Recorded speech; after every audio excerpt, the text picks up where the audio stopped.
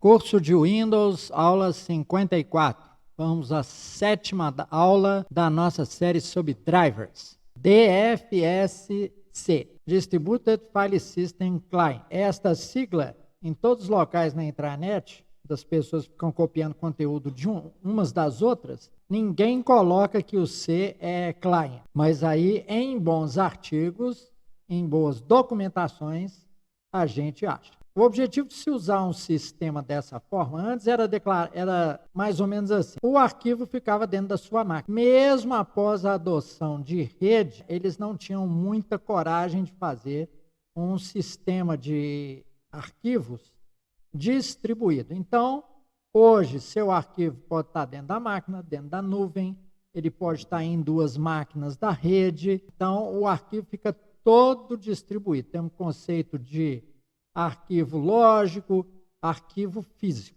E essa filosofia aí, ela veio de mainframe, tá? Dos grandes computadores aí, da IBM, da Boros, depois Unisys e agora não sei como é que é o nome da Unisys. Então, o DFS pode estar localizado em qualquer conjunto de estações de trabalho, servidores, ou mesmo nos data storages dos mainframes, ou ainda na nuvem, em um ou em vários provedores. Mas nós podemos conectar, né?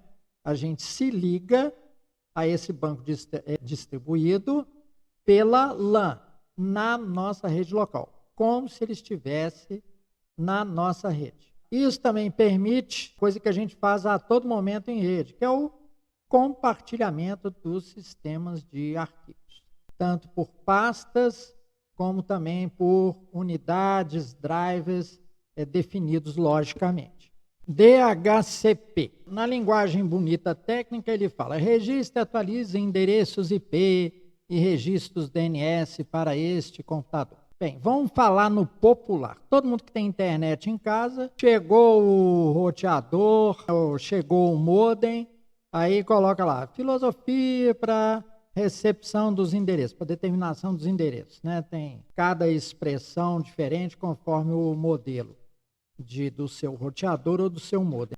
Aí você coloca lá método de atribuição dos endereços, DHCP, ou seja, vai ser dinâmico. O software do modem ou do roteador vai escolher qual vai ser o seu IP em uma determinada hora do dia, né? A intervalos de 2 horas, o DNS é refrescado, né? Aí pessoas saem da rede, pode ser que você receba o número IP daquela pessoa que saiu.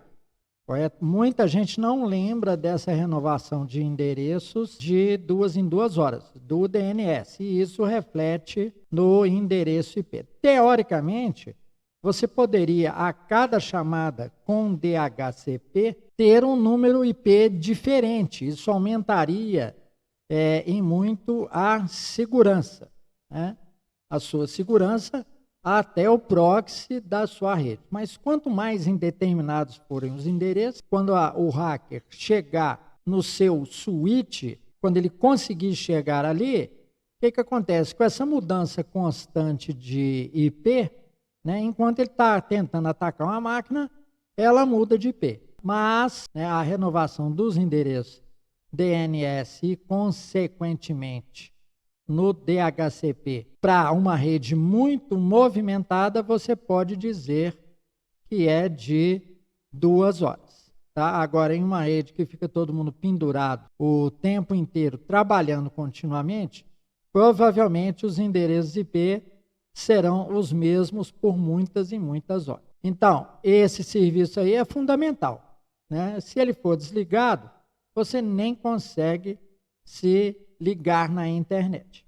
DISC. O serviço DISC ou driver DISC faz as traduções entre pedidos de software e pedidos de hardware. Então, ele é a camada mais baixa. Os pedidos de software vão ser transformados em PDOs, como ele chama aqui, ou seja, objeto de dispositivo físico. Vamos supor que vocês acessaram ali uma tabela, né, de um banco que está num determinado compartilhamento da rede. Está lá a sua, vamos falar em termos mesmo de Windows, né? Está lá letra E. E a letra E corresponde a um compartilhamento que está em um servidor, bem longe. Mas esta letra E está dentro da sua LAN. Ela tem um link de tradução. Então, quem faz essas traduções até chegar, né, no verdadeiro dispositivo físico é esse serviço DISP. Você tem outro drive lá, G. Começa um compartilhamento que está no drive G. Então, ele aponta para um outro servidor ainda, que contém um banco de dados, que contém uma tabela. Então, ele faz a tradução daquele dispositivo físico.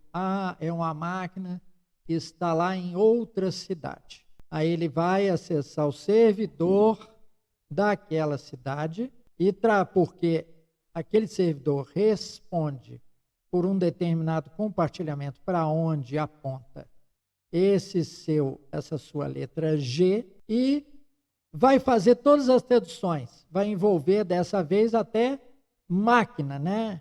Uma distância grande, que ele vai ter que percorrer a árvore da rede onde está aquela máquina em outra cidade até chegar a você. Então, é um serviço que mexe com uma complexidade de infraestrutura física muito grande.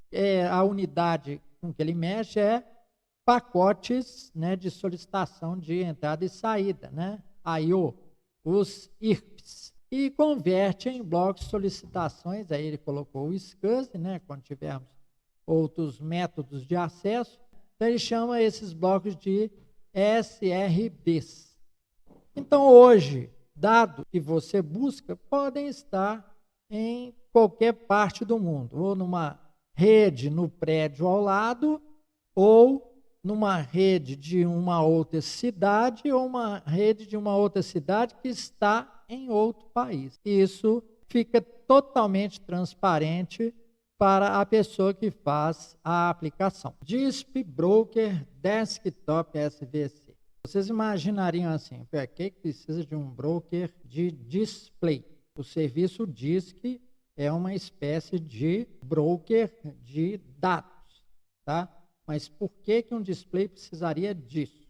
Bem, nos primeiros tempos da informática você tinha uma CPU e o seu único monitor.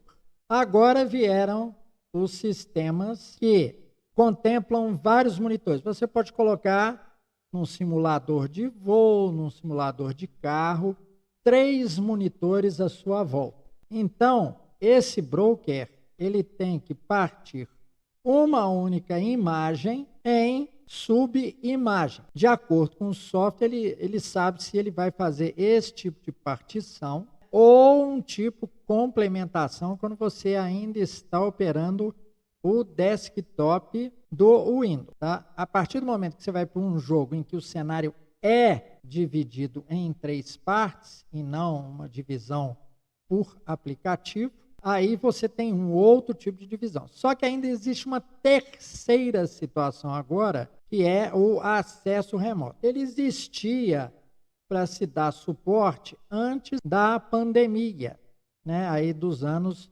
2020. Mas com o seu computador à distância tendo um display e você precisando acessá-lo, então esse DISP Broker faz isso. Ele sabe que um monitor, né, um vídeo remoto, se refere a uma parte do seu monitor, ou um dos seus monitores. Ou então ele pode incorporar nos seus 3 monitores, se você os tiver, toda a imagem daquele monitor que está remoto. Então, por causa dessas 3 situações, é que hoje nós temos um broker de display. Então, com isso, nós encerramos a nossa aula 54 nesta série de drivers. Não percam, marquem para seguir, porque é muito interessante esse assunto e ajuda a enxugar sua máquina das coisas inúteis.